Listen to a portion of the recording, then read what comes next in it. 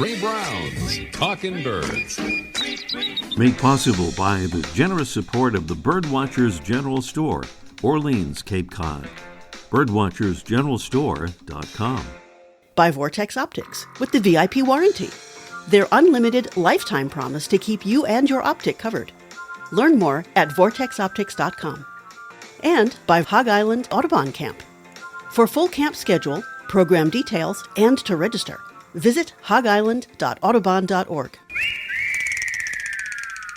Good morning, afternoon, or evening, and welcome to our show number 1031, during which we'll hear calling kookaburras.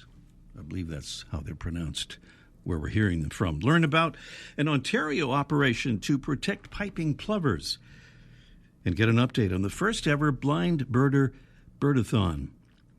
We're pretty excited about the audio postcards we're continuing to receive from all over the U.S. and Canada, in lots of other locales. And today it's from Melbourne, Australia, and it's from our own Freya McGregor. She's visiting her native country down under, where she's looking at and listening to a very demonstrative Australian bird.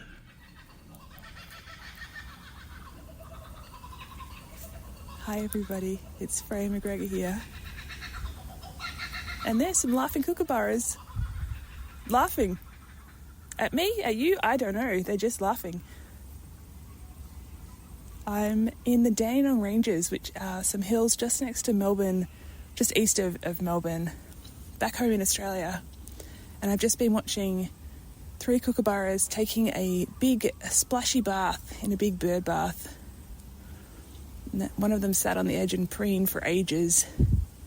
And then 2 of them flew off to a tree together, and that was them laughing away. They're kingfishers. They're really big kingfishers, but they don't fish so much. They're famous for eating snakes, which is particularly appreciated in a country that has 13 of the world's 15 most deadly snakes. I thought you might enjoy that. All right, bye. Bye-bye, Freya, there in Melbourne, Australia, with an audio postcard. If you'd like to send us one, that'd be terrific. All you have to do is grab your smartphone or other digital recording device and just record the description of what you're seeing or hearing. Then send the file to ray@talkingbirds.com, ray@talkingbirds.com. We have a conservation salute. This one, a listener-suggested salute, courtesy of Sheila Maxwell, a Talking Birds ambassador in Ontario, Canada, saluting the folks conducting the Ontario Piping Plover Conservation Program, led by Birds Canada with lots of partners. Piping plovers returned to Ontario, we're told, to breed in 2007 after a 30-year absence. They're drawn to the province's big sand beaches, where they share the shores with hundreds of beachgoers each summer. And lots of good folks are working through this program to make sure that the plovers maintain their share of those summer sands.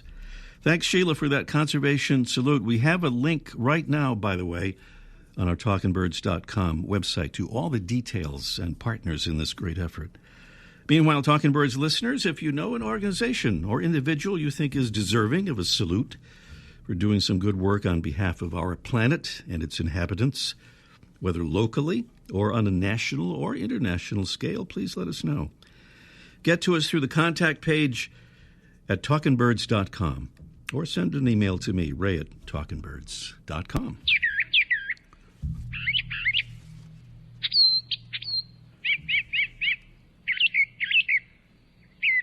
That is one cool-sounding bird, and it's our mystery bird. It's a large songbird with rust-colored upper parts, black streaked, pale brown underparts, a downward curved bill, 2 black and white wing bars, and a long tail. This, by the way, is a preview of our mystery bird contest. We want to get you ready to call in when we give the signal a little later. Our bird, whose diet consists of insects and small amphibians, as well as fruits and grains, searches for food items by using its bill to sweep away soil and leaf litter. It's often seen in hedgerows and thickets.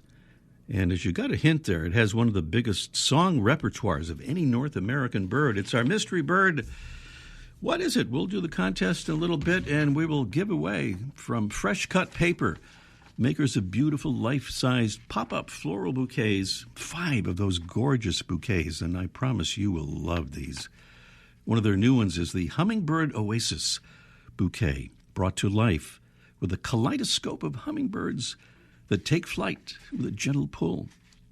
We also have a big bag of our favorite coffee, shade-grown, bird-friendly, and truly delicious Birds and Beans coffee. Prizes on our Mystery Bird contest coming along just a little bit later.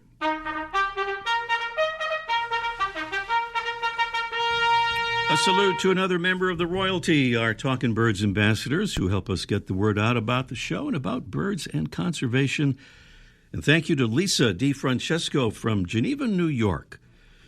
Thank you so much, Lisa, for becoming a Talkin' Birds ambassador. And Lisa says she may be sending us an audio postcard soon. Thank you, Lisa. Meanwhile, our friend Ken has some thoughts about why he thinks being a Talkin' Birds ambassador is a pretty good thing to do. My name's Ken Salzman, and I'm calling from Bellingham, Washington. I like being a Talkin' Birds ambassador because it gives me a chance to get the word out about talking birds and know that if people listen, they'll get a wealth of information that will make them better birders. By being a Talkin' Birds ambassador, they can pass that on, and more people will be educated in birding and conservation in general. Thank you so much, Ken. Thank you for being a Talkin' Birds ambassador. Talkin' Birds listeners, if you'd like to join Ken and more than 900 other listeners who are now Talkin' Birds ambassadors, well, we hope you will. Just go to talkinbirds.com and click on that universally used Get Involved tab at the top of the page to become a Talkin' Birds ambassador and help us get the word out about birds and conservation. Still to come today, we'll talk with Jerry Berrier and Martha Steele. They are great birders and blind birders, and we'll ask them for an update on the upcoming first ever Blind Birder Bird-a-Thon that they are organizing.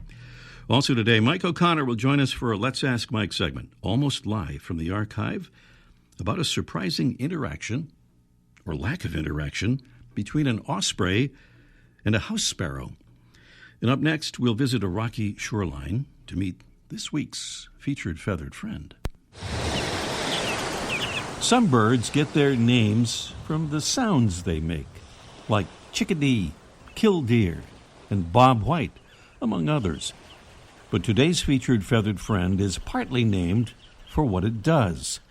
It's the ruddy turnstone, which forages by turning over stones and shells and other objects to find food, like adult and larval flies. This stocky, oval-shaped shorebird, which also feeds on beetles, bees, wasps, and spiders, gets the other part of its name for its distinctive reddish-brown or ruddy plumage on its back and wings, to go with a black and white face, a black chest, white underparts, and short orange legs, a color scheme kind of like an avian version of a calico cat. To help them keep their footing on wet and slippery rocks, ruddy turnstones have special spiny feet with short, sharply curved toenails, and those short legs give them a low center of gravity to help keep them stable in their challenging environments. The enormous distances that ruddy turnstones cover in migration require them to fly fast between their breeding grounds in northwest Alaska and the islands of the Canadian Arctic, and their wintering areas from the U.S. east and west coasts to the West Indies. Their flights have been measured at speeds approaching 50 miles an hour.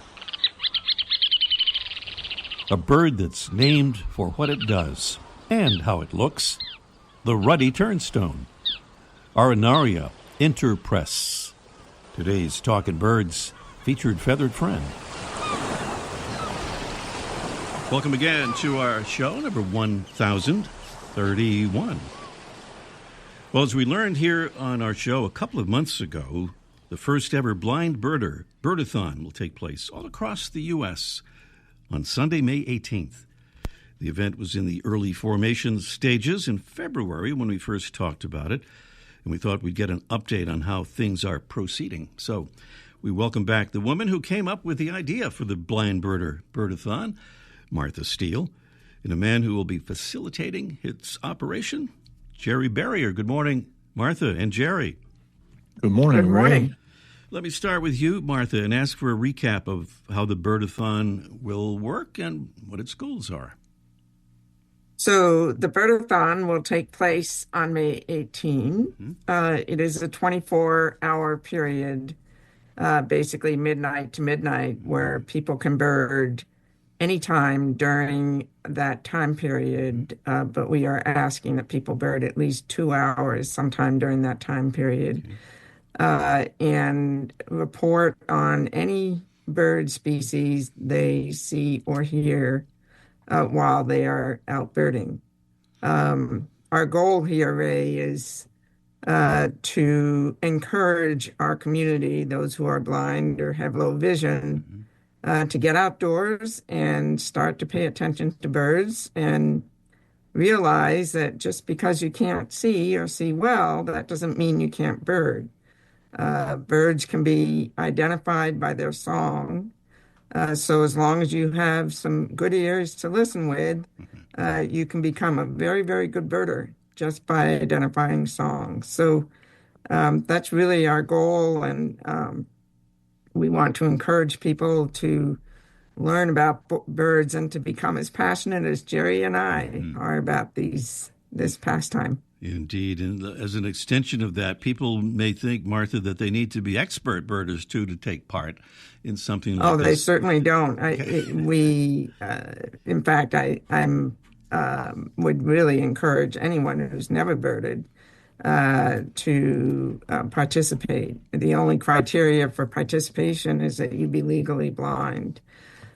So we will, to the extent possible, if someone requests some assistance in helping to identify birds on that day, we'll try to hook those people up with someone who is a little more experienced with birding.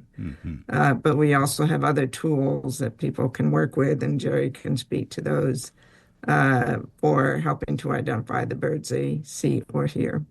So I'll ask you about that, Jerry, and also looking back to February 2nd when we talked earlier here on the show, I think registration had just begun. So here we are at about the halfway point between that chat and the May 18th event. So how are things shaping up? Well, they're going well. We have, I think, around 100 registered so far, and we still have plenty of time for people to register. So I'm sure that number is going to go up. And we're having a Zoom meeting on April the 9th at 7 p.m., which we will send a link to for all those who have registered for the event. And we'll be talking more about apps that we can use, things such as Merlin Bird ID and Larkwire and some other apps, and also other ways that people can learn to remember birds, such as mnemonics and that sort of thing. And as Martha, I think, said, they certainly do not need to be an expert or have any experience at all at birding. We're looking for people who want to just get out and realize the joy that can come from an activity like this. Absolutely. And I believe there's some prizes involved here, Martha. There are, and we're still in the process of asking for prizes. So anybody listening, if you have some suggestions, you certainly can let me know. But examples are,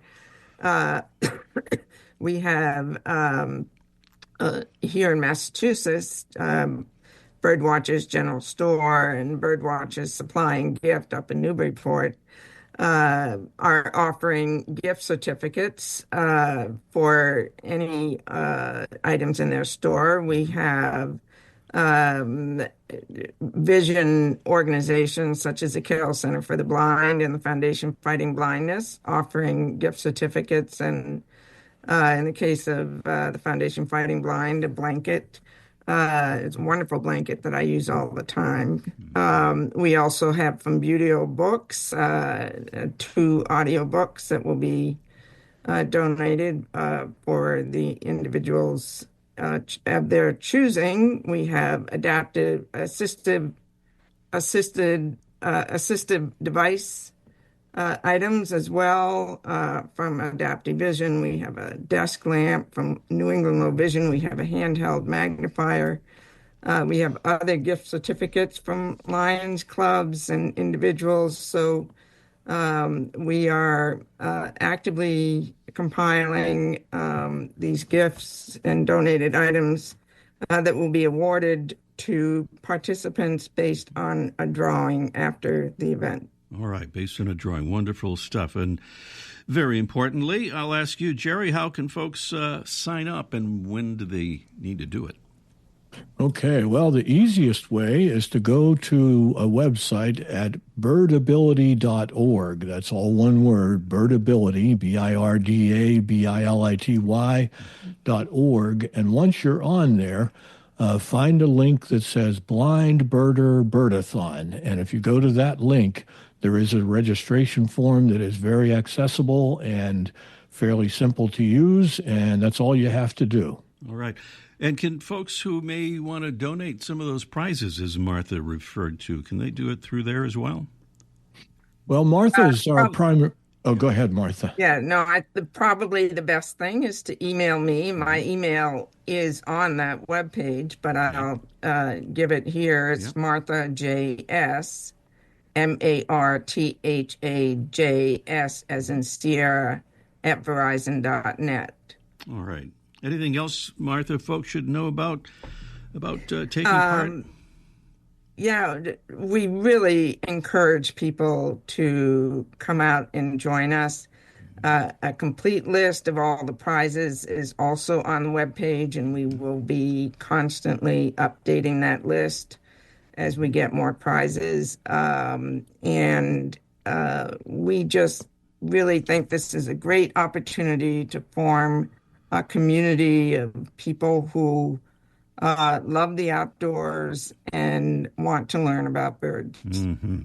One more question. Will you and Jerry be taking part, or you'll be too busy supervising? I'll let Martha go first on this one.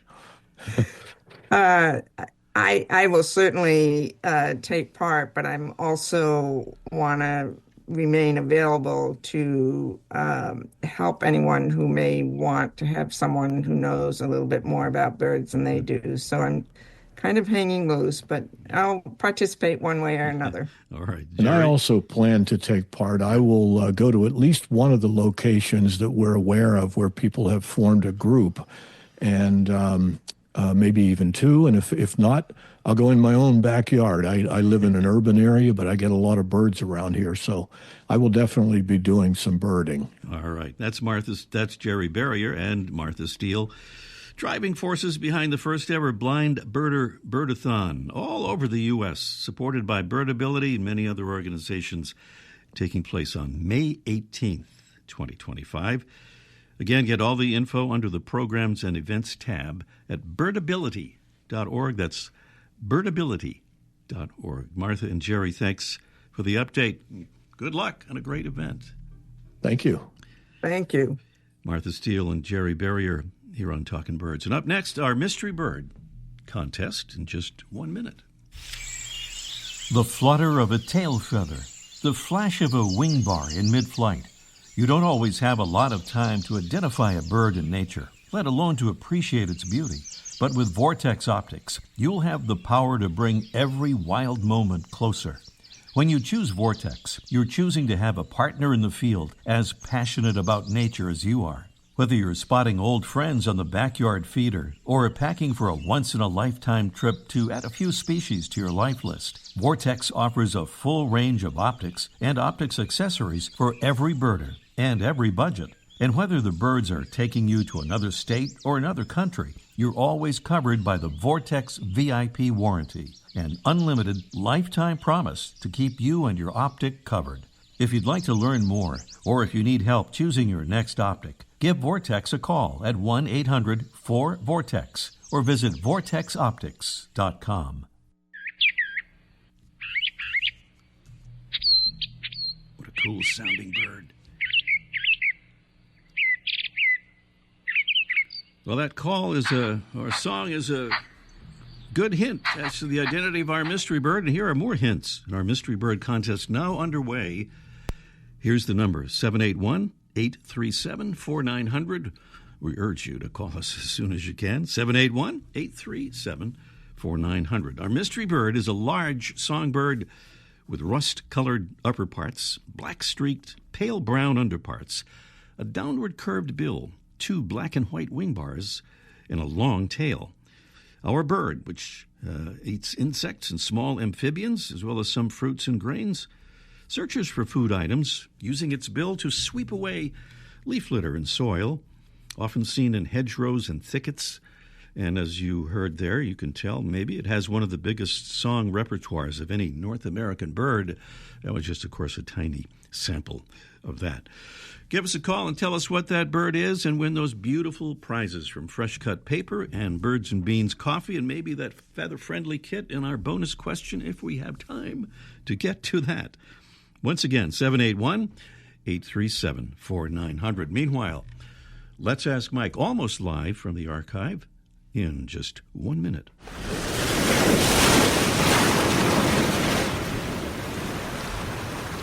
Hog Island Audubon Camp has welcomed nature enthusiasts to its shores since 1936. It's a program of the Seabird Institute, and the island hosts 5-night sessions for adults, teens, and families taught by the world's leading naturalists, ornithologists, and artists. Hog Island campers deepen their relationships with the birds and the ecosystems around them during the island's immersive educational camps. New for the 2025 camp season is Let's Go Birding Together. Scheduled during peak fall migration, this session is a safe space for queer birders to connect with nature and each other while learning ways to foster a similar environment in their community's home. For full Hog Island schedule, program details, and to register, visit hogisland.audubon.org. Mike O'Connor is down there at the famous Birdwatchers General Store, where we were just kidding before. It's really always sunny down there on Cape Cod. It's very similar to South Adelaide, Australia, in that regard. But is Mike there? That's what he meant. Yeah. I heard what that Steve said. He said it's got better weather. Let me tell you, Australia is a wonderful country. They got great birds. The people as well. It's beautiful. Yeah. And the time I was there, they call the weather good, okay, but it was 900 degrees every day. I can do without that. And they don't have a stump dump like you have there, I don't think, on the Cape. I know what's going on. Yeah. So my notes here, I can't really read them, but they have to do with an Osprey platform and another bird that's taking advantage of that Osprey platform, one that's probably not as people aren't quite as interested in as Ospreys. But tell us about that. Well, we have an Osprey platform behind the store in the parking lot, and the Ospreys have been using it. And lately people have been pointing out another bird going in. And what's that other bird going in and out of between the sticks and the debris? And the Osprey platform is a family of house sparrows living in there, or we'll call it living, but setting up a nest and breeding in there. And people are stunned at that because, as we know, Osprey is one of the largest predators in North America, and here's this little songbird right next to it going in and out. Well, the Osprey has eggs and raising a family. You would think would be not only want to eat the sparrow, but be more protective, but they don't care. They doesn't care. Ospreys, strictly, what's the word, pescatarians? Oh, just like fish. They just like fish. They just eat fish. If they eat fish, they're not interested. They're not interested in this little sparrow going in and out.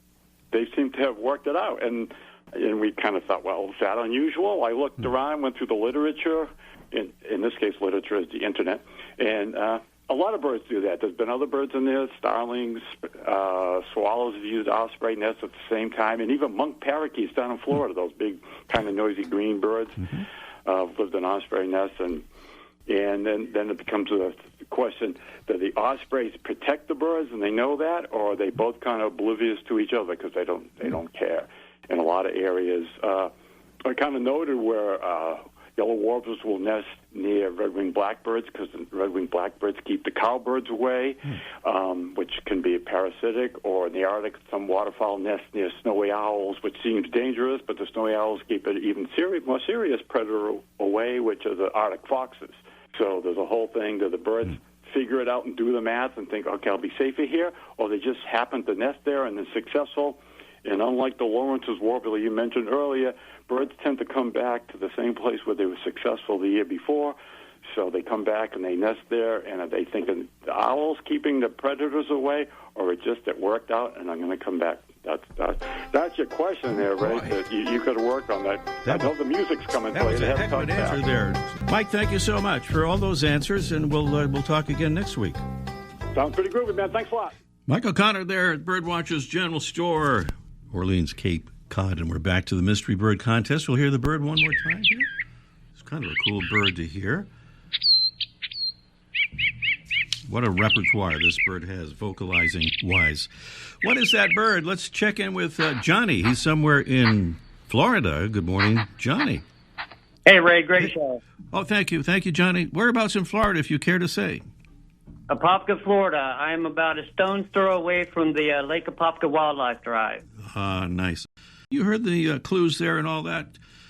Johnny, what do you think then on the mystery bird here? That is a very noisy brown thrasher. Exactly, the very noisy, but very musical and very talented brown thrasher. Yeah, very, very cool bird indeed. Hey, we have time for a mystery bird bonus question, Johnny, if you'd like to take part. Did it. All right. And by the way, we kind of picked this one. I'm pretty 99% sure we never used this question before, but I'm pretty sure about that. But I like this question, and it kind of connects with you in Florida. Scientists at the New York Institute of Technology have coined a new term for the way some parrots move horizontally on slender tree branches. They found that the best way to travel along the branches was for the birds to use not just their feet, but also their bills, alternating in a cyclical side-swinging motion. And they've given a name to this technique in which their bills lend a hand, so to speak. What is that name? Is it A, pedorthic vestibular locomotion, B, ambidextrous motility maneuver, C, zygodactyl zygodactyl mandibular manipulation, or D, beakiation. Beakiation would be the I have to warn you. You're laughing understandably, but there's a little trick to this one, so I'm just giving you a little hint there. What do you think? I'm gonna go. This is my second guess, but I'm gonna go with C. C, which was zygodactyl mandibular manipulation. Thanks for giving me another chance to say that. That is actually not it. The correct answer. We'll give you another try at it. Give another. You said that was you had a second guess. Yeah, I was going to go with B. B, ambidextrous motility maneuver. The actual answer is my God, beakiation. It's really true. Hard to believe, but true. Beakiation is what they call the technique. Don't blame us. Blame the scientists at the New York Institute of Technology. Johnny, in any case, you won those other beautiful prizes on the Mystery Bird Contest, so stand on the line and we'll take care of that. Thanks, Ray. Great show. Thank you. Thank you so much. Johnny down there in Apopka, Florida, correctly identifying the brown thrasher as our mystery bird. With that, we're out of time. Next week, we'll learn about those notorious nicotinoids, or neonics, those pesticides that do great harm to bees and other pollinators, when we talk with the Conservation Chair of Colorado Field Ornithology, Henry Stiles. That's right here on our show next week. Thanks to our amazing Talking Birds team, Debbie Bleacher, Freya McGregor, and thanks for that audio postcard, Freya, and our producing engineer, Jesse Wilkins. I'm Ray Brown. See you next week. The bird show. I like that. I love it. Ray Brown's Talking Birds. Made possible by the generous support of the Birdwatchers General Store, Orleans, Cape Cod. Birdwatchersgeneralstore.com. By Vortex Optics with the VIP warranty. Their unlimited lifetime promise to keep you and your optic covered. Learn more at vortexoptics.com. And by Hog Island Audubon Camp. For full camp schedule, program details, and to register, visit hogisland.audubon.org.